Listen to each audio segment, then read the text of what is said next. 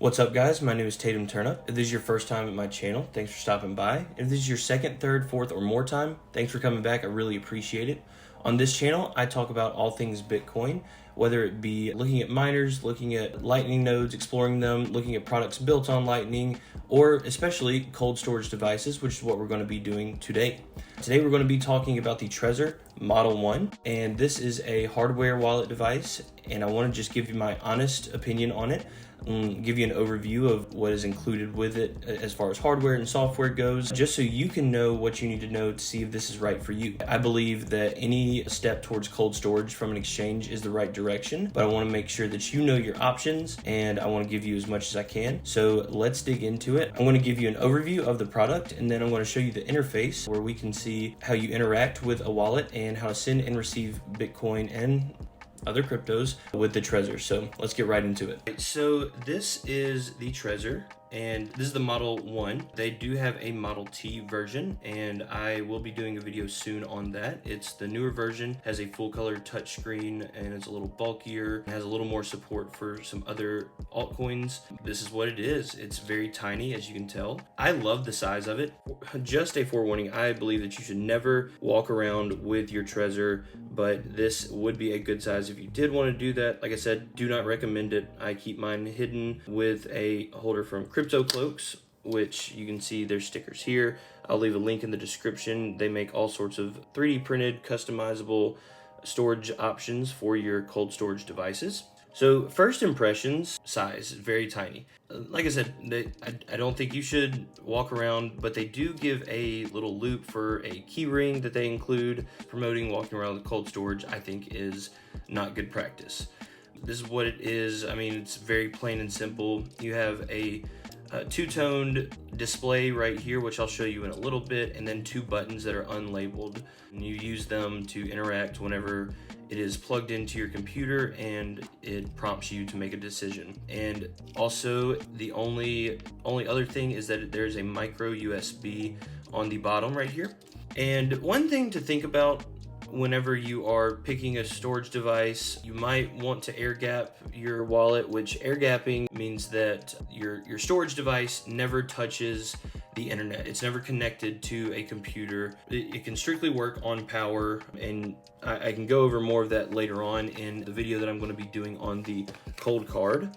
But this is not air gapped. It has to be plugged in to use it. So I don't necessarily have a problem with that myself, but some people do want to have an air-gapped hardware wallet. That's completely up to you to decide, and I can leave some resources as well. And like I said, I'll be talking about air-gapping later on in different videos, but that's one thing to think about. Another thing to think about is that Trezor has a native wallet software, native Trezor Suite is what it's called, and we'll be going over that. But you can use this with Electrum, and I know that you can use it with Spectre. I'm unsure about other softwares, but there is other wallet support to use this as a signing device, and you can also use this in a combination wallets in a multi-sig wallet. Just some things to think about. The website does a great job of explaining capabilities of the Trezor Model One and Model T, so I'll leave a link to them as well. This is my first cold storage device. I really like it. Some people have apprehensions about it, but I think it's at least a great starter. I don't see too many problems with it for my purposes, but that is completely up to you to decide. But let's go ahead and look at the wallet software, the Trezor Suite, and I'll walk you through that. So now let's take a look at the Trezor Suite, the native software that they use for wallets. This is one of those things that some people are deterred from, but like I said, you can use Trezor with, I know for a fact, Electrum and Spectre, and I can't speak for other ones that I haven't really experimented with, but personally, I love Trezor Suite. It is very user-friendly. It's very pretty, honestly. And it's just a very nice flow, in my opinion. But this is the first thing that you see whenever you load it up, and it says to connect your Trezor. And I'll do that now, and I'll show you what you see whenever you plug in your Trezor.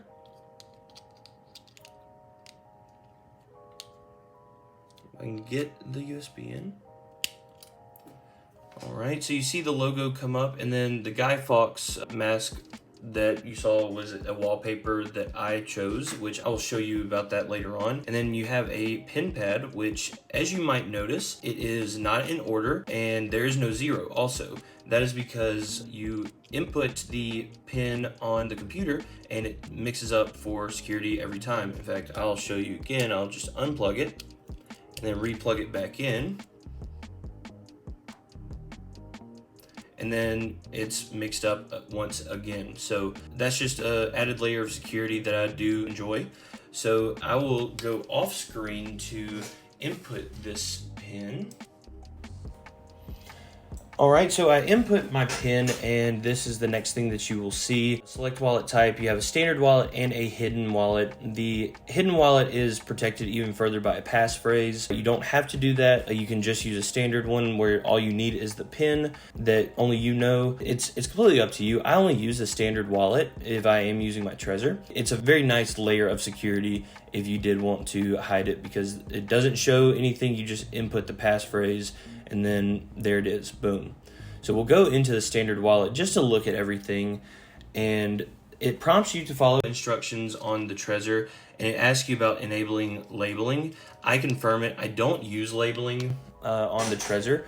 However, you can, you don't have to. It's helpful sometimes, but it just allows you to label the addresses that you receive to. I enable it, I just use the addresses.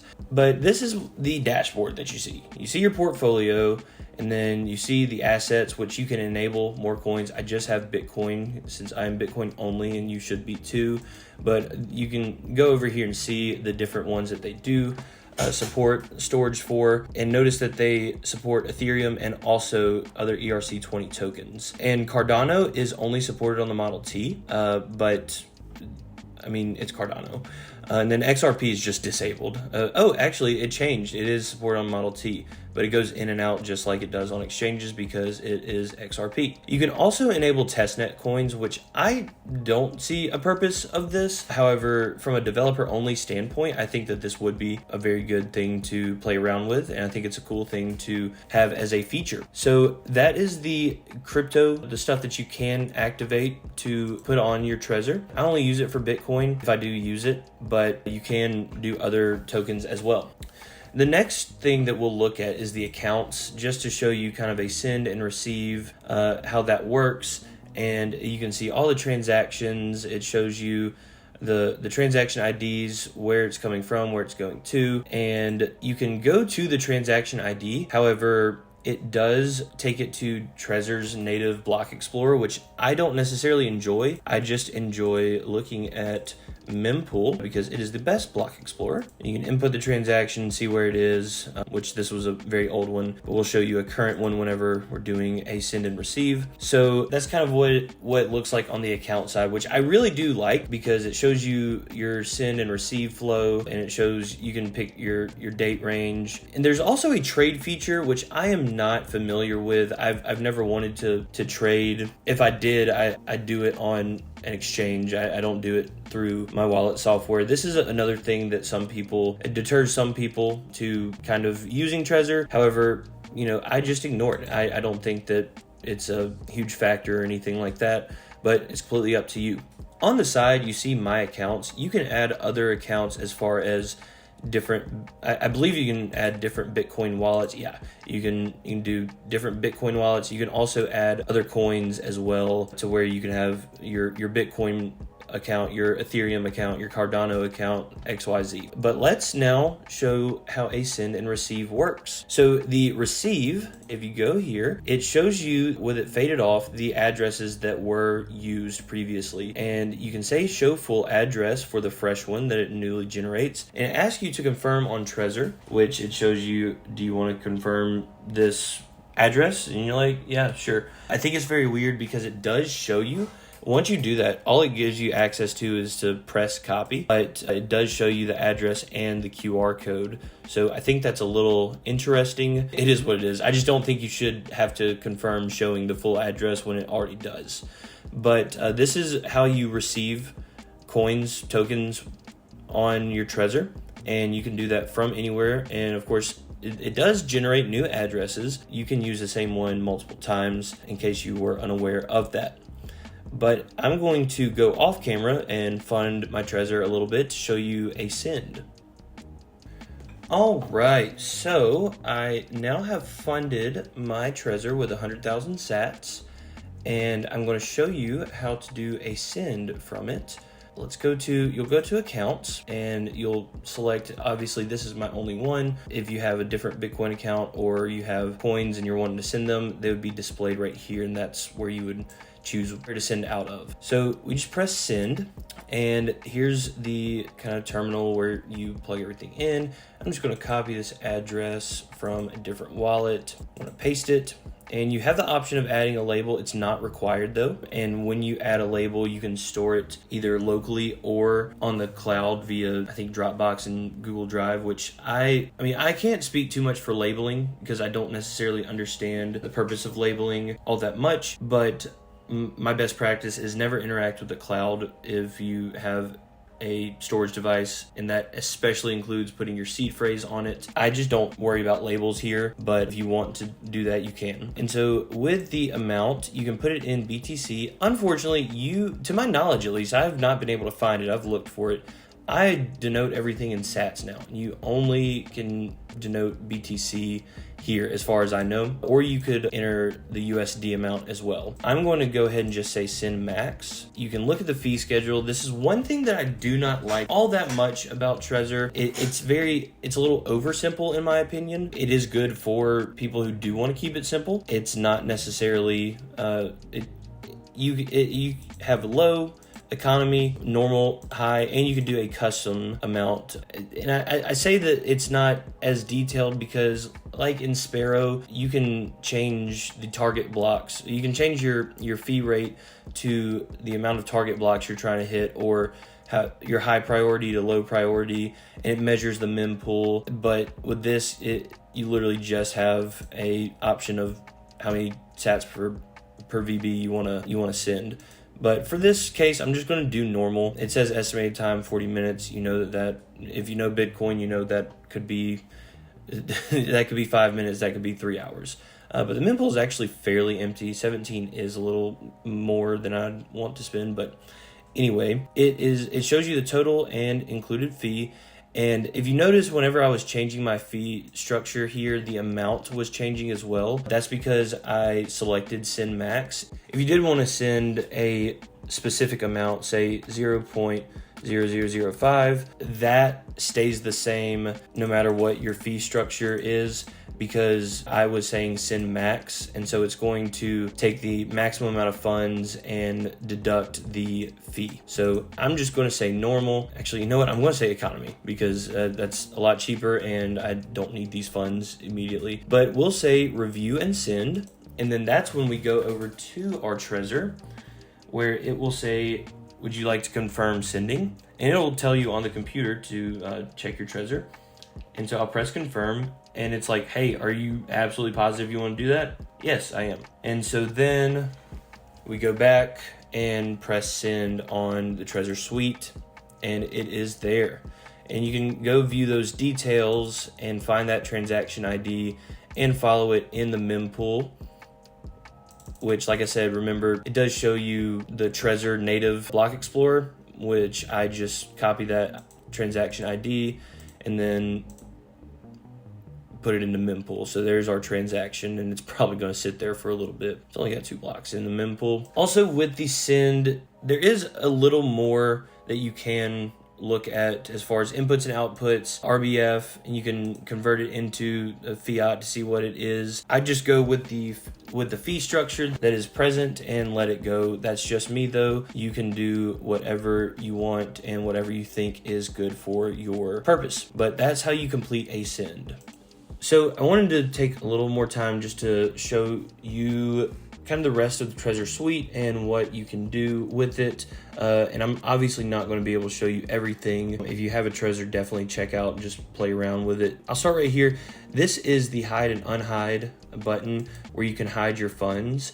And that's good for like a video like this. If this is just an experimental wallet, so I don't really care all that much that you see, but also I learned that if you just roll over, like, it just shows you, which I think is a little flaw if you were trying to make a video like this. But I mean, it is what it is. I think that, it's definitely okay just to practice, I guess. And also they have Tor compatibility where you can run all of this through the Tor network. I have never done that before on Trezor. That is a very big level of security that is very helpful if you want to use it, but you can toggle it on and off, so it's not required, but it is an option. And then here are the notifications that will just show you the activity of, wallets created, transactions created, XYZ. So let's go look at the settings and just show you kind of the back end of everything. You obviously have, so there's 3 tabs. You have application, device, and crypto, and the application is centered around the Trezor suite. Device is centered around your Trezor, and crypto is what we looked at earlier of just different cryptos that you can use with your Trezor. So on the application side, language, fiat currency, customize that. And then this is the labeling section that you can play with if you want. I don't necessarily do it. You don't have to, at least on here. And then here's Tor as well. Like I said, you can route everything, all of the traffic through Tor network. It will be slower assumingly. I've never used it on Trezor before, but just the way that Tor works, it will be slower, but far more secure if that is something that you want to play around with. Color scheme, this is the biggest thing to me, not really, but if you are making a product, implement a dark mode, please. I'm going to give you an eye warning. I'm going to show you what light mode looks like in 3, 2, 1. Geez, that even washed me out in my camera. So obviously I keep it on dark. All of the data that Trezor uses, you can fully get a Trezor non-KYC. You can make I think all that you need, you can do your own security as far as sending it to a specific address, a shipping address, but I think all they need is an email that you can make a throwaway email to give them. And that's one thing I do want to mention. As far as security goes on the functionality, I have never had a problem with fearing that my keys are in someone else's hands or if my funds are at risk. However, there was recently a MailChimp hack, which is a third-party mailing service that Trezor uses, and they got the email addresses of Trezor's customer base. I never received any malicious or phishing emails posing as Trezor, but there were reports of that happening. But Trezor was very good about responding to it and very good about a call to action from their customer base, just saying never trust anything that's especially asking for your seed phrase, anything like that. That's a complete third-party thing, and that's the risk of third-party. But don't trust, verify. But like I said, they were very good in responding to it. Application log, app storage, suite version, it's whatever. Suite version is, you can check for updates, but I believe that when there is an update, it prompts you to update the actual suite. Whenever you log on, you can manually check for updates if you want. And then I was unaware about the early access program. I do want to join it, just, curiosity, but that is an option as well. Now let's go to the device settings just to look at that. Your backup. When you create your Trezor, it will give you 12 words for your seed phrase. Don't believe that you can choose 24 words as opposed to some other wallets, but 12 BIP39 words for your seed phrase, and it also gives you a test, I believe. But you can also check your backup if you wanted to. Side note, not Trezor related, but when you have a hardware wallet or any wallet for that matter, please look at a physical alternative to keeping it rather than just a piece of paper, because paper can be affected by water. It can be affected by fire, i.e. a flood, house fire. God forbid that happens, but it is a possibility. It's very easy to lose. One thing that I would recommend is a steel plate seed phrase. CoinKite, I know, makes them. There's also CryptoTag, but one thing, a cheaper alternative is to use a BlockMint block jig, which I actually have one right here, or part of one at least. But this is a little 3D printed thing that you can buy or get the files for yourself free from different vendors. But it allows you to put washers in there and use a stamp tool, a steel stamp, to basically etch your seed phrase on there. You can chain it together, put a bolt through it, put it in your wall, and it's basically resistant to anything as far as the elements go. I'll leave links below about that as well, because that's something that everyone should practice, because if you lose your keys, you lose your funds. So it's always good to have a very hard backup, and in some cases, multiple backups. So I will make a video about that also later on, just to give different options as well. The firmware, you can check if it's up to date or not. When you plug your Trezor in, if there is a firmware update, it will prompt you to download that new firmware, which is very, very quick and automatic as far as I've seen. The pin settings, I would recommend using a pin, because if you don't, someone just has to get a hold of this and use Trezor Suite. And you can change your pin. I can't remember how long it can be, but I've used six digits, I've used 4 digits. It's very good to have a pin with anything that you're using as far as security.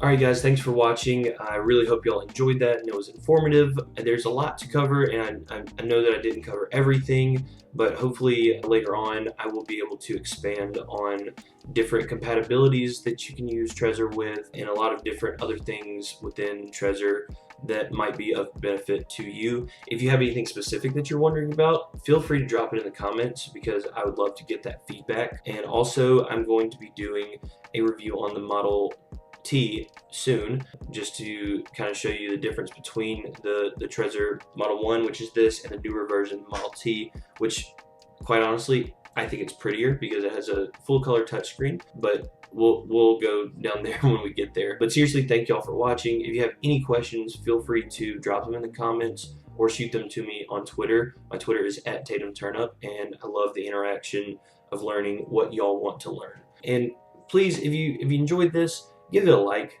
Helps me hack the YouTube algorithm, and also helps me see videos that y'all do enjoy. And don't forget to subscribe, because I have plenty more videos that are coming out where we're going to be talking about Cold Card, we're going to be talking about Arculus, we're going to be building lightning nodes, we're going to be doing a lot. So really thank y'all so much for joining, and y'all have a good one. And remember, privacy is a human fight. See y'all in the next one.